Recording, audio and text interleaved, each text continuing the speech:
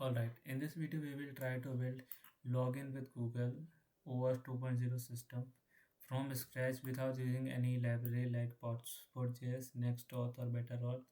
We will try to authorize a user and log in him to our app and try to show his data that we get from the token we receive from Google and try to handle authentication using it. We will only use Google API's SDK to handle our API calls to Google and try to build it. So the process of building it starts from Google Cloud Console. We have to go to the Google console and create a project. After that, we need to create a client ID and secret in Google Cloud Console to build our authentication system. So let's start. I've already opened the Google Cloud Console, and after creating the project, you will be redirected to a screen like this. After that, you have to go to APIs and services. In APIs and services, you have to go to OAuth consent screen.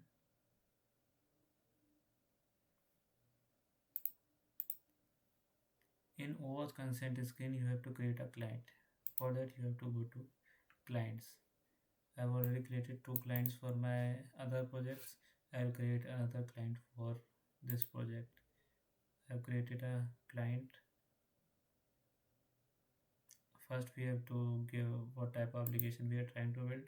We can build it for Android, Chrome extension, iOS, desktop app, UMP, Windows platform. So we are building a web application, so we will use web. Now we have to add a name for our client ID and secret. This name will not be shown to the OAuth consent screen that you will get after setting up the authentication. This is just here. So let's name it OAuth tutorial. After that, you need to add these two things: authorize JavaScript origins and authorize redirect URIs. Authorized JavaScript origins is the URL of your backend. When you request a redirect, when you request a authentication URL from Google, you have to add it from here. So so that no, if someone get your client ID and client secret, they should not be able to access your Google Cloud Google Cloud Console with that. You have to so for security we need to add only one URL of your backend that will be that is used to redirect to another URL to your front end for authentication. So we will add localhost http //localhost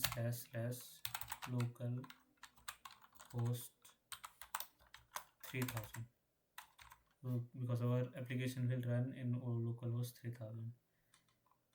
After authentication, Google callbacks Google callbacks another URL with and append a code that is a token that will be used to exchange information from Google APIs to your server, and that URL is this. So as after after authenticating from Google, you will be called this API will be called by Google, and the code will be received on this URL. So I am adding a backend URL, but you should uh, you should add a backend URL and handle all the saving to your database and stuff from this URL. Okay, http localhost 3000. I am calling it OAuth or callback. Just was just testing. So now we have set it up. This is our client ID and client secret. We have to save it somewhere. I am copying it and saving it to my code. This is the code I have written for this tutorial. This is our client secret. This is our client ID. These are the two things we need from Google, and now everything is set up. After that, you may need to send you may need to give some scopes to your auth platform to get access some of the data that you are getting from Google. Without a scope means um, you are showing Google what data you need from a user. So when you add a certain scope, for example, I have added Gmail read only scope in my this application.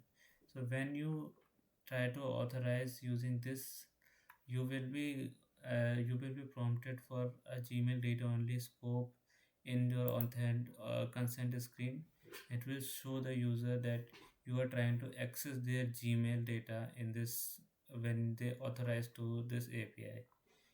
So for starting out, for most of the application, these are the two scope that you need to add.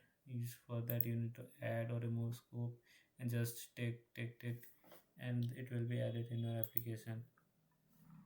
And after that you may need to add some test users to your data to your app to test out your app in development environment, because without verification your app will not be able to log into your you will not be able to log into your app in a development environment without a user. You can add users like this, and you can just write your email here that you want to add as a test user, and that user will be logged into your application. So that's what we need from Google OAuth, and after that we need to handle everything on our backend. In our backend we need three packages. First is Express is a backend framework that we use to write backend applications. Google APIs is a SDK of Google that we can use to call Google APIs. JSON Web Token, you may have know. JSON Web Token is used to uh, JSON Web Token is used to create a to to encode and decode some data into a single token for exchanging it between two servers and client for added security. We can encode that data into JSON Web Token using a security key. Then only the person with the security key will be able to decode it and then use it on the other end. So these are the three things we need to have. I've used one. You can use npm to initialize it. Then you have to set up something like ts node if you are using typescript. If you are not using typescript, you can directly use it without anything. So in the we will implement all of this in a single file, and let's see how we can do it one by one. I have already implemented all this before. I will do it again for showing you. Let's comment it out. Okay, so this is our client ID, this is our client secret, and these are the three things we need to use for this.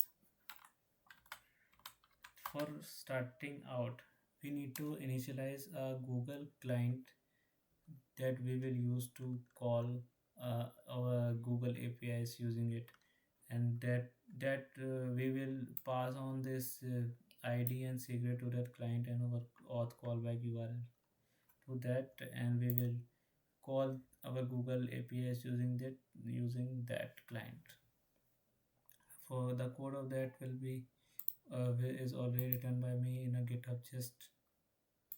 So I will just copy it and paste it here. So how this works? I've created a OAuth client, and there are three strings in this client. As you can see, this is the code I've written.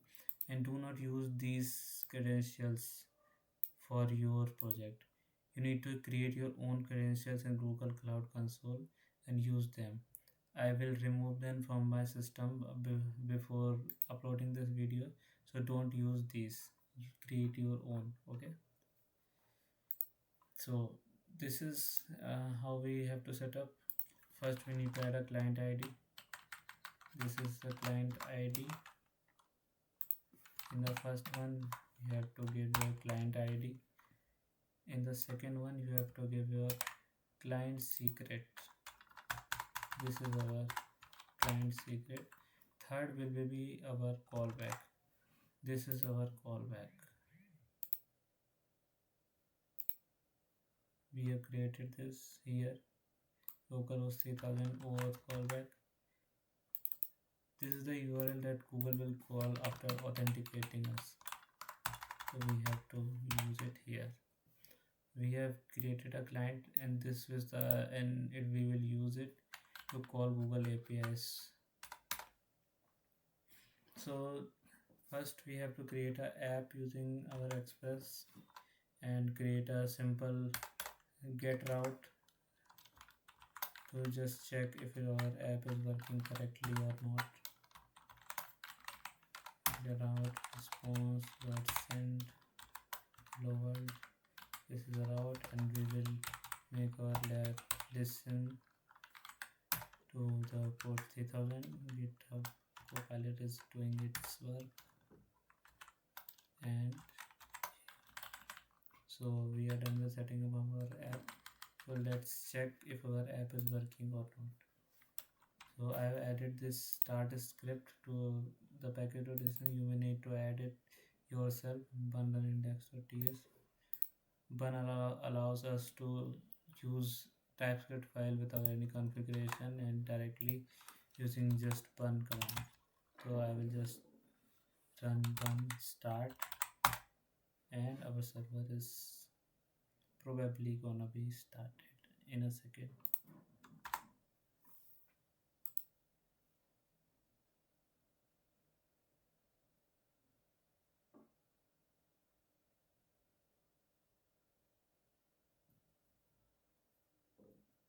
Okay, it is taking some time to compile the code. Okay, so our server is running on port 3000. We can check it by going to localhost 3000, and we can see the hello world we are sending from our backend to here. Okay, so basic setup of our server is done. Then we need to start the process of authenticating the user. First we need to create a route that will give authorization URL that redirects to Google for authentication. For that we need to create a route. I will call it auth slash auth, and we will create a route like this, and Copilot is completing it, and but we will do it ourselves. Or again, these things will be need to be kept secret in your backend, so you will not enter them like this. You have to create a .env file in your backend and make those variables, save those variables there, and use them like this: process.env.client id client secret. You have to use them like this to keep them secret in your backend. Okay,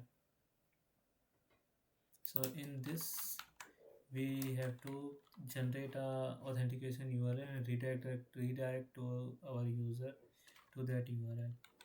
So we can call it auth URL. Copilot is doing its thing. Access type offline. Prompt consent. Prompt consent means we want we are asking this SDK to give us a URL that points to a consent screen using these client ID and secret. That it will do the hard work of appending that to headers and doing this and adding this scope and stuff to the email of what we are trying to access Google to the Google URL, and we can directly redirect to Google using that URL. So that is the good thing about using this SDK. Then we will directly response or redirect to this URL generated by Google.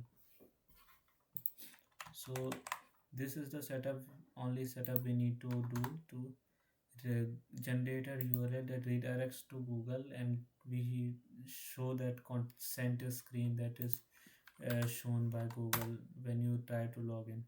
So if everything is fine, we can probably see, we when we go to the auth route, we can probably see that consent screen from our browser. So let's check if it is working or not. Localhost 3000 is working. Let's go to /auth and we can see this is the name of my project I was building. So if you want to change it, you can change it in the Google console.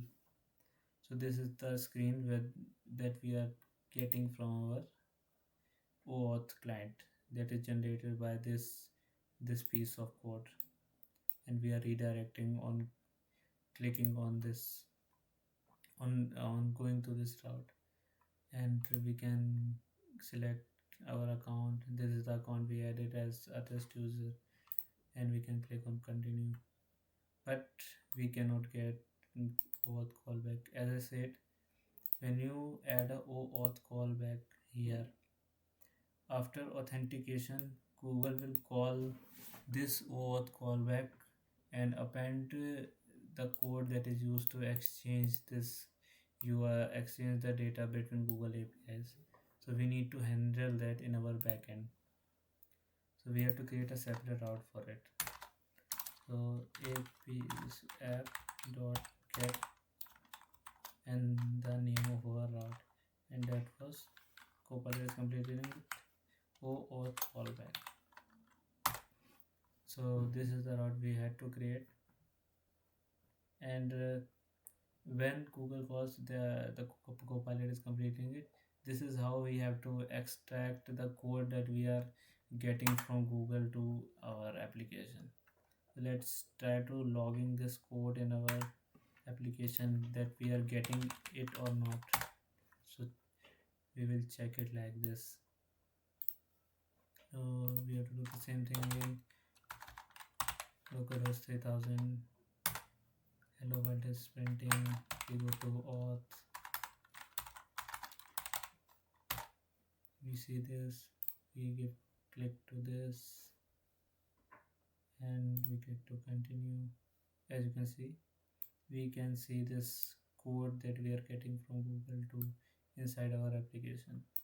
So Google is calling back our this route and giving us the code, and you can see this in that URL too. As you can see, auth ID user part, and the code will be in the route that is it is redirected to. So now we have to use this code to create a user in our database and sending it back to the client and redirect him to the to our front end application, and give that code so we can handle that in our front end to exchange data from our backend. How that the code is already written, and I will slowly explain and add code one by one for to this backend. So we are getting the code. After that, we need to use our client to get our token from that using this code. When you write this, OAuth client will call Google and ask it to give the access token of the given code. This code is you are getting after getting authorized from Google, and when you get authorized, this will give you the token you need to authorize between Google APIs and get the data using it. This is the token that you need to do. After that, you need to set this code in the credentials to your Google Auth client. Before that, there will be no context to Google Auth client that there is token or not. So let's check if the token is we are getting that token or not. Run one start. This is the final application that we created. /auth. We reach the Google consent screen. Click on continue, and here it is. This is the access token and refresh token, and this is are the scopes that we are getting from the Google, and this is the token that we are getting, and this is the expiry date when it will be expired to use. Okay, so this is the process of extracting the token from this. After that, we need to get the data of user. All of this we are doing to get the data of user from Google, isn't it? So after this, we will try to get the data of user from Google using this token. This is the code that is used. This after that, you need to write this code only over to client.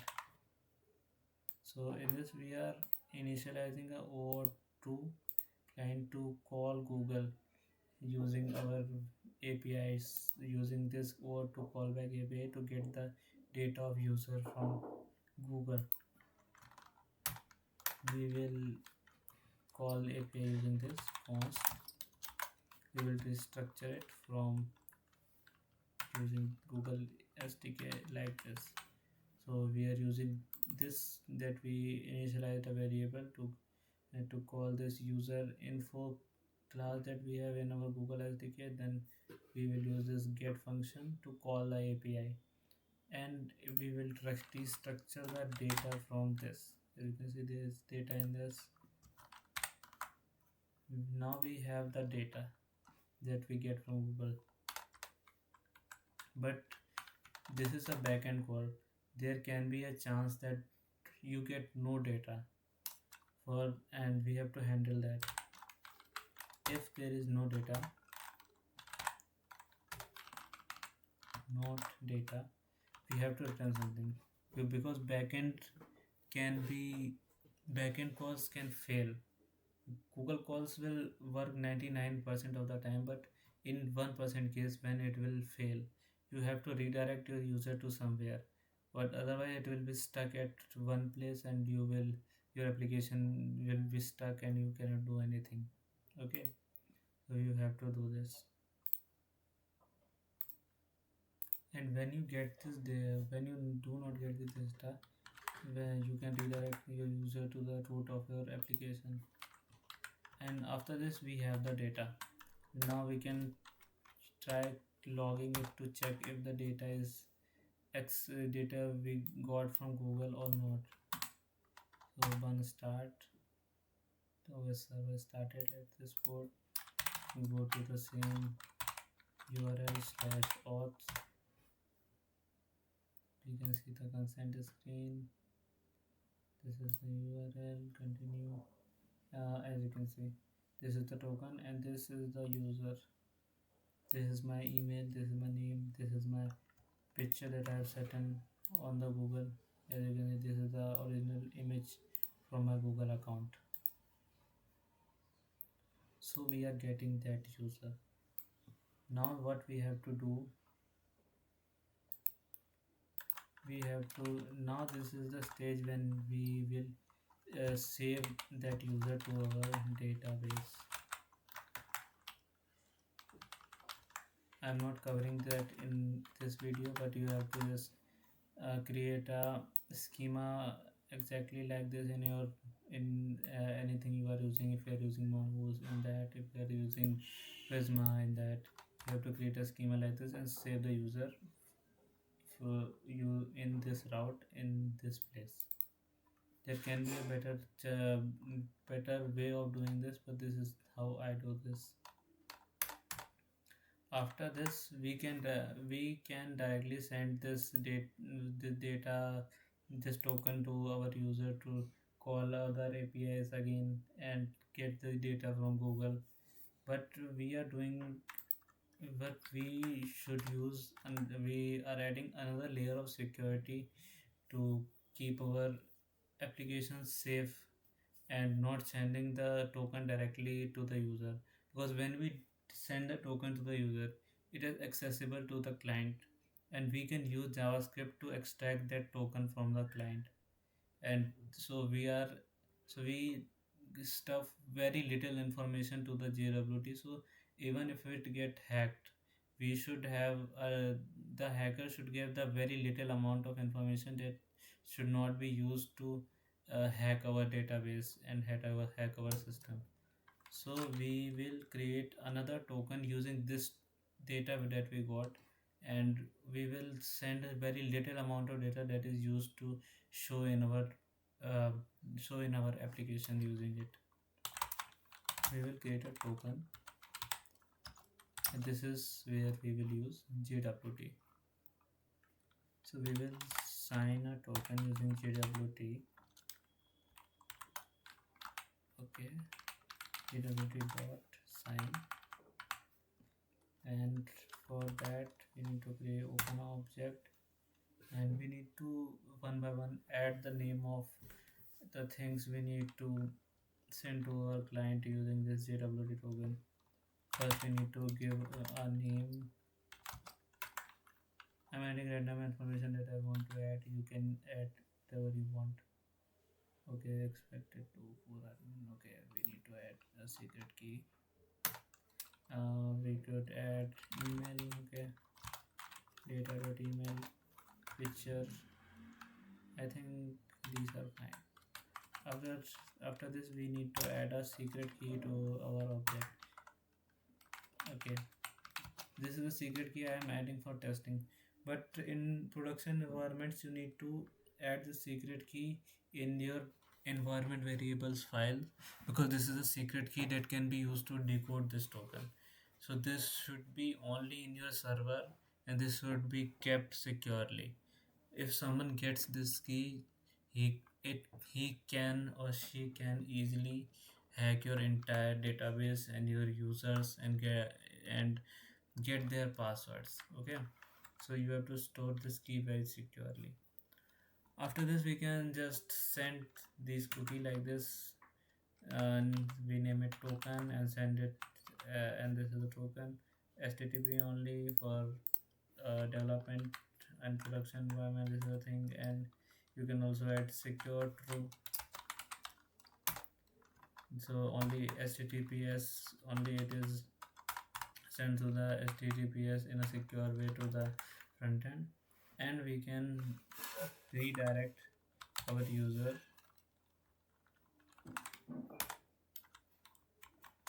After authentication, we can redirect our user to slash, for example, dashboard token. This is right. So we can redirect our user to slash dashboard and add a query parameter to named as token to our URL. For testing purpose, I am using this, but in production environment, you should only send the cookie and they redirect your user to dashboard or any protected route of your application, and send this token through the cookie and set it to your application using any state management library or anything you are using to handle this token in your application.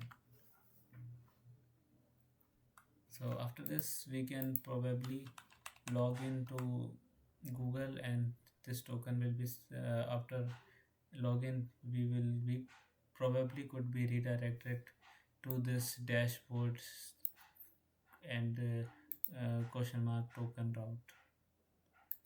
Let's try to do it then. Server is started. We go to localhost 3000 /auth.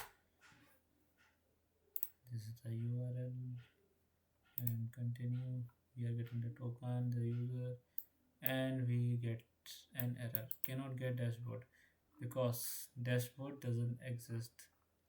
There is no route called dashboard in our application still, so we need to build it to handle this token that we are getting. And you can see this token is appended to our URL, and we can extract it using our in our route. So we will create another route named app.get dashboard. This is the route. In this route we can extract this query that we are getting, const token equal to query, like this. We have the token. Now we can extract data from it using data like this, jwt dot verify, give that token as string. We have, because we are using typescript, and give that exact this secret that we are using this to our application. Where is it? Yes. So give a token to it, and JWT will decode this and give and set the data to this variable. So let's check if we are getting the data or not, and by console logging it.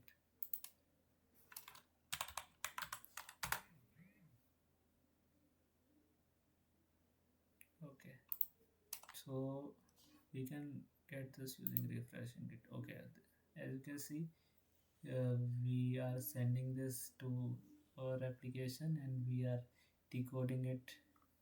This is the route that we got from Google after authentication, and we are when I refreshed, I called this route here. I extracted the query from the parameter, and after that verified it. This verification gave me the data that we need, that the token had, and after that we console logged it. And this is all about authentication with Google. We can go one way further and try to show it in our application. I have written it in my GitHub gist. Oh, no, okay. So I have written it in my testing. This is the code that we written. Paste it here. Remove the comments.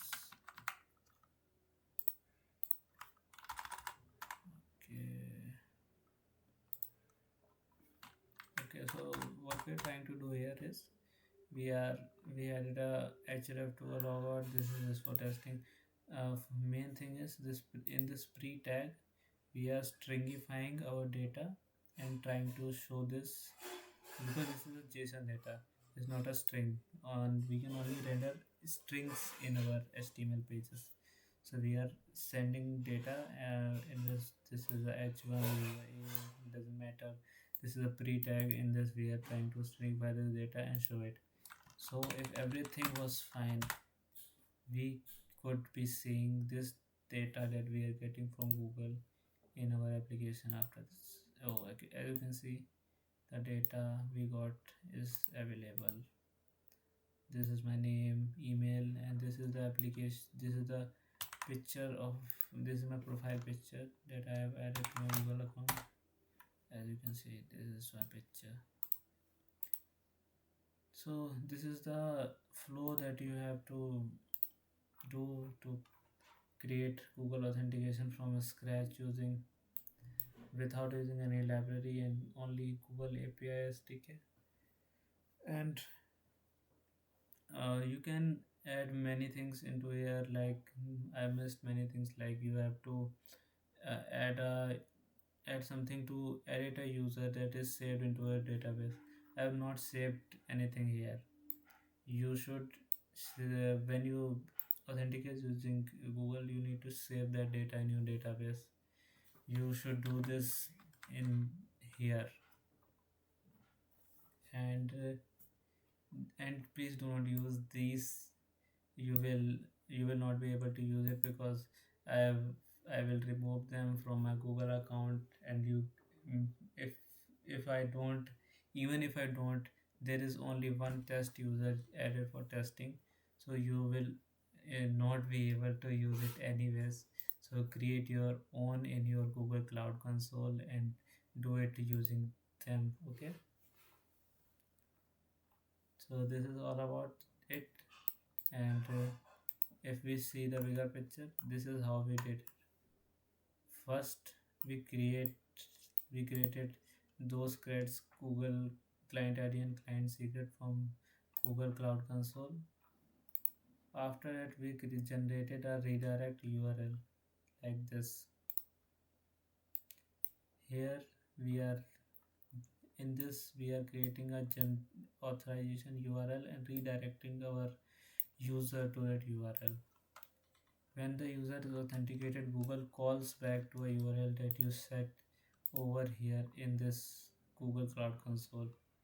When it calls back with a code that we can use to exchange data from Google APIs. So in the third step, we handle that callback here. So we extracted that code. We got the token from Google API using this code. After that, we set the credentials in the client, and we created a OAuth 2 instance. Then we call this Google API using this. If we don't get the data, we rewrite to root, because in the production scenario have a you should handle those errors uh, when you are handling those edge cases. We are logging the data for testing. Then we are creating another JWT token using the data we got from Google to add added security. And this is a test secret key. You should create a long secret key using some generator or anything. This is the key that we generated. After that, we are set we are setting it to our cookie and sending it to our user for the testing. For the sake of testing, we are adding this to token query. But in the real world scenario, you should not use it. You should uh, only add it to your cookie, because cookies are securely saved in your browser and cannot be accessed using JavaScript, and store them there and send. And this URL will be your front end URL, where you have to redirect your user after authenticating. So for testing, we created a testing URL to check if we are doing everything fine or not. This is the URL we created. This is the dashboard URL. After authenticating from Google, Google calls back here, and we realize, after saving our user in our database and doing everything we wanted, we redirect our user to this route. This is will be the front end route again. So we redirect our user to this route, and in this route we extract this token that we added to our route, and verify it using JWT, extract the data that we got from it, and send that data used in HTML string using Express, and stringify it to make it renderable in our application. So this is all about the flow of authenticating with Google. You can also create a simple logout route, app.get logout. Okay, so this is the only thing you need to do. You have to clear that token from your cookies and redirect your user to the route. uh, as you can see, I may have I added that cookie into our application, so it should be in our application. As you can see, that token cookie is added to our application after we authenticated using it. So this was all about authenticating with Google. If you get any problem, you can comment. I will try to answer every one of your query. Thank you for watching.